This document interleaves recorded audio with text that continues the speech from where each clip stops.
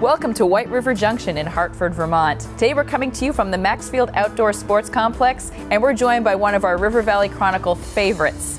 We're joined by Liz Verney of the Upper Valley Haven, and I know you viewers are wonderful supporters of the Haven. We're going to hear what's going on nowadays and how we can help them. Liz, thank you so much for joining us. Oh, thank you for having me. It's wonderful to know that we're one of your favorites. You are. We love supporting all the work you do. Oh, so tell us what the Haven's doing right now in the warm weather months. Well, exactly. We don't have our warming shelter open anymore, but right now we are feeding and helping a lot of people. We have a couple of events going for fundraising, but more for our programming, where we have been doing a few little changes, but staying true to our mission with emergency food and shelter and education programming for children and adults. The warm weather right now has brought a lot of activity in the children's program.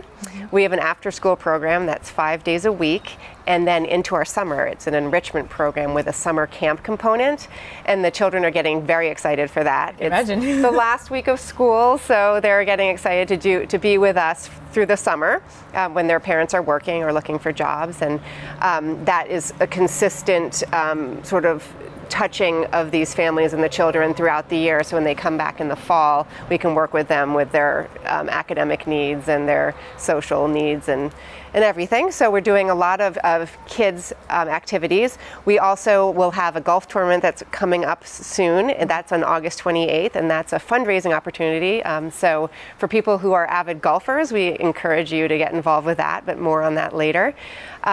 We also have just recently changed the way we give out clothing, and there's been some questions in the community about that.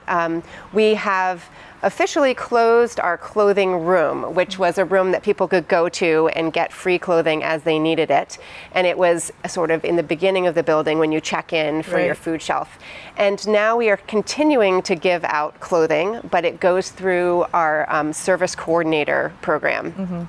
And that title has just changed. We had had case managers, and that sounded a little impersonal, so we have service coordinators now. So we have clothing that we still do give out, because we realize we are duplicating services. If people need clothing, they can go to Listen, the Salvation Army, Sevka's Goodbye stores, and that we needed some more resources to work with people in education and in food and health.